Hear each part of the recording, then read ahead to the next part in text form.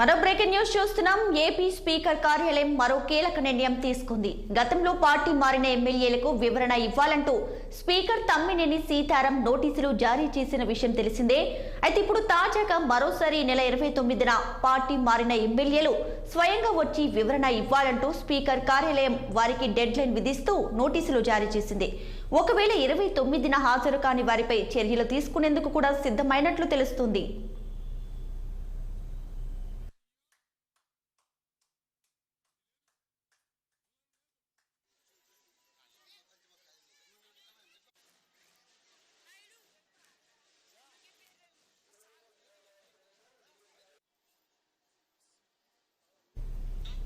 AP speaker కార్యాలయం మరో కీలక నిర్ణయం తీసుకుందని చెప్పాలి. గతంలో పార్టీ మారినటువంటి ఎమ్మెల్యేలకు వివరణ ఇవ్వాలంటూ స్పీకర్ తమ్మినేని సీతారాం నోటీసులు జారీ చేసిన విషయం తెలిసిందే.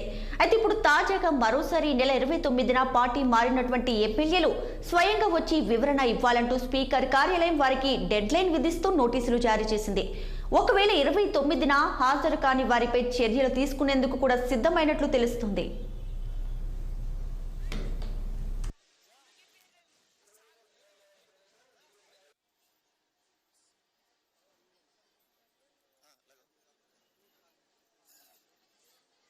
ప్రభుత్వాలు వచ్చినా ఎన్నో ప్రతిపక్ష నాయకులు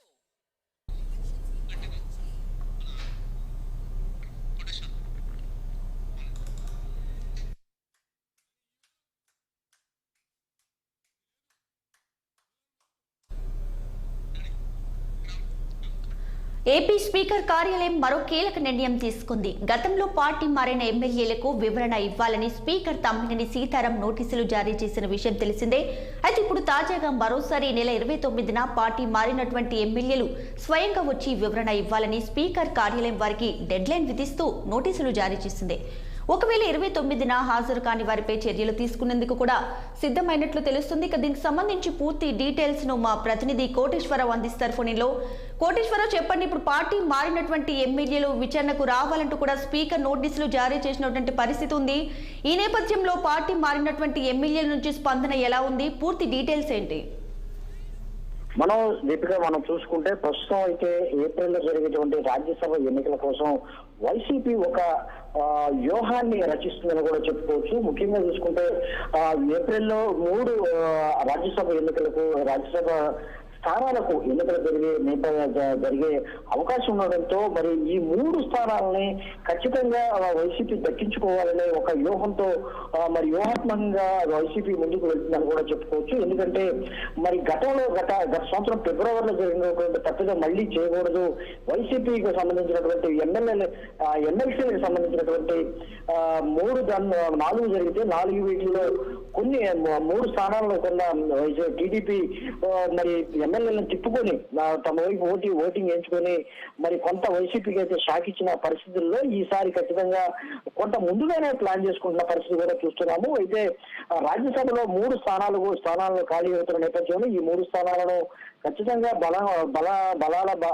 బలగాలను చూసుకుంటే మరి శాసనసభలో కానీ మరి పార్లమెంట్కి సంబంధించి కానీ ఖచ్చితంగా ఈ 3 స్థానాలు వైసీపీకి దక్కుతాయని ఒక అంచనా అయితే వేస్తున్నారు. అయితే ఈ మధ్యలో ఈ మధ్యకాలంలో చూసుకుంటే ఏదైతే రెబల్కి సంబంధించినటువంటి వైసీపీ ఎమ్మెల్యే రెబల్ వైసీపీ ఎమ్మెల్యేలు అయితే కొంత షాక్ ఇస్తారని కూడా తెలుస్తున్న నేపథ్యంలో వీటి మీద ఖచ్చితంగా వేటు వేయాలని కూడా ముందు నుంచి వైసీపీ అధిష్టానం మరి త్వరగా ముందుకు అడుగు వేస్తుంది. అంతేకాకుండా దీనికి సంబంధించి ఇప్పటికే మరి వైజాగ్ సంబంధించినటువంటి గంటా శ్రీనివాసరావుని ఇప్పటికే వేటు వేశారని కూడా చెప్పుకోవచ్చు. ఆయన గతంలో విశాఖ స్టీల్ ప్లాంట్ కు సంబంధించి మరి ఆయన తన ఎమ్మెల్యే పదవికి రాజీనామా చేయడం కూడా మనందరికీ తెలిసిందే. ఈ నేపథ్యంలోనే ఇప్పటి వరకు స్పీకర్ దగ్గర ఆయన గంటా శ్రీనివాసరావు మరి రాజీనామా అయితే పెండింగ్ ఉన్న నేపథ్యంలో మొన్ననే మరి మనందరికీ తెలుసు స్పీకర్ దాన్ని ఆమోదించడం చక్కగా జరిగిపోయాయని కూడా చెప్పుకోవచ్చు. ఇక వంతు నలుగురు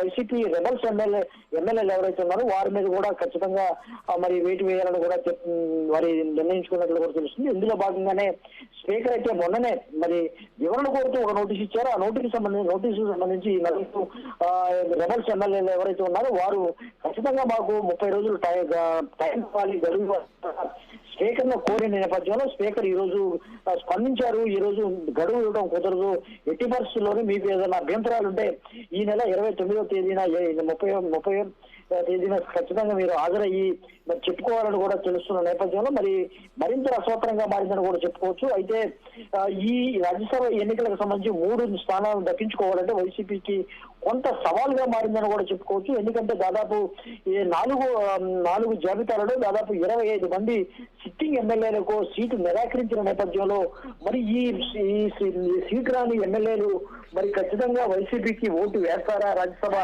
ఎన్నికల్లో? Thanks for the updates Koteswararao.